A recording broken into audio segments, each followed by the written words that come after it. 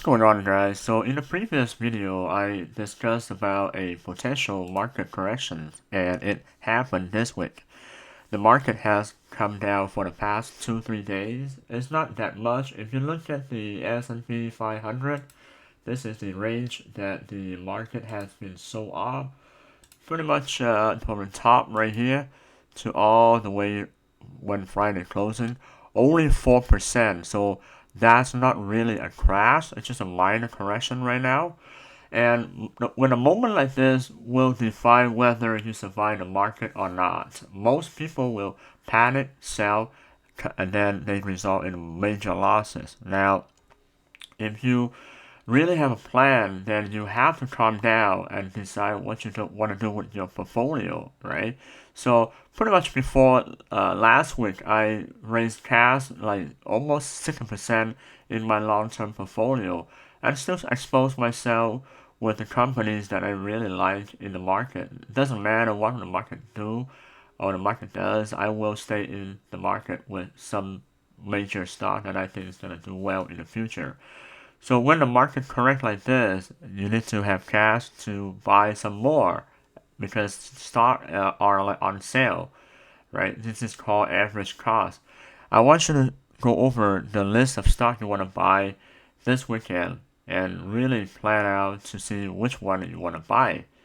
And also, after the sell up, most likely the market is going to go up and even up a lot higher. The market doesn't just go up all the way. It will have some moments to take a deep breath and then will go higher. It's just like you run a marathon. You need to rest in between so that you can run further, right? Now, before the market comes down or any market condition correction, if you buy a company, you have to vision the company in the future. Can you see the company doing well in the future? Can you hold on to the company when the market corrects like this? If you can, then go ahead and hold it, right? Versus some companies, some stock, most likely just like a day trade or like a short-term trading. So has anything changed from 2 weeks ago versus now in some company like Apple? No, nothing changed. Apple still sell a lot of iPhones, still bring a lot of revenue.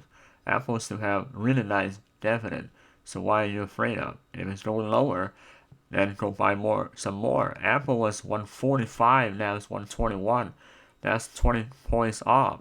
So that's the discount right there, right? And if it go lower, below 100, just load them up. Eventually, Apple, in the long term, is going to go to 200, 300, and so forth because of inflation. In the meantime, if you're a day trader like me and your main income is day trading, then I highly recommend you do the following thing. Number one, you need to size down, which means that you have to be careful with this market. If you go all in, then you will have a chance of blowing up your account very high, very likely. A lot of people blow up this week, just 2-3 days, because the market was so volatile. They didn't have time to adjust to the market. For example, before you buy dip by work, but this market it keeps going down, and it's really hard to buy the dip when it keeps going down like this for a day trade. I'm not talking about swing or long-term trade, so it's very very hard. Now, also another thing is you try not to leverage. Do not go on margin and buy a lot of things that you cannot afford because it's gonna be very very very very sad. It's gonna be very very very brutal. Okay. Alright, so I'm going to go over the technical analysis on a couple of stocks for today. First of all, let's look at SPY S&P 500.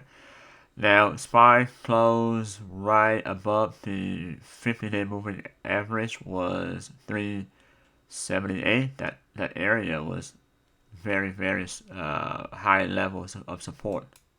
So pay attention to this level around 380 and 378. If next week on Monday we cannot close above 378 or 380, we're going to come down to 370, which is the next support area. That's very important. And if we cannot hold 370, we're going to go next to maybe around 360 and maybe the trend reversal into a bear market. Now that's a different story.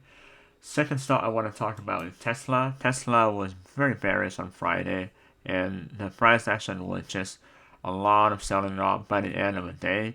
You can see clearly stock is still uptrend, but now the momentum is changing, shifting into the bearish mode. The 9 EMA cross below the 20 and also the MACD crossing over right here. Actually, right here was a sell signal when the MACD crossed over, and the stock went down from there to all the way here since then. So this indicator was very accurate, to be honest. Now, third stock I want to talk about is Palantir, PLTR. This one's super bearish, but probably it's oversold. It's probably due for a bounce next week. So right now it's around $22, $23. If the market is right, I would suspect this one go back up at least to $25, $26 before heading lower or going back up. So it needs to hold this level around 22.5. It tested 22.5 twice already in the past. So it needs to hold this level. If this one cannot hold, then it might come lower into this area around $18, $20. Now, last stock I want to talk about is SQ. SQ is very bullish, still very bullish, but because it's here, it's at the level 216 right now, and this level is very important. It needs to hold. If it's cannot hold this level, then it's going to come down to around 200. So, got quite some distance there. If it can hold, it's probably going to push back to all the way to 230 and even like 245. So that's pretty much it, the technical analysis for this weekend. I will come out with more video talking about how to trade or how to properly manage your risk. And really, this kind of market, you have to be safe and really take a step back. If you're not sure what the market's going to do, you don't have to be in the market. Just take a walk, take a rest, enjoy your time with your family, and really, that's pretty much it for today. Subscribe and follow, guys. I will show more tickers in the future over the weekend. Have a nice day.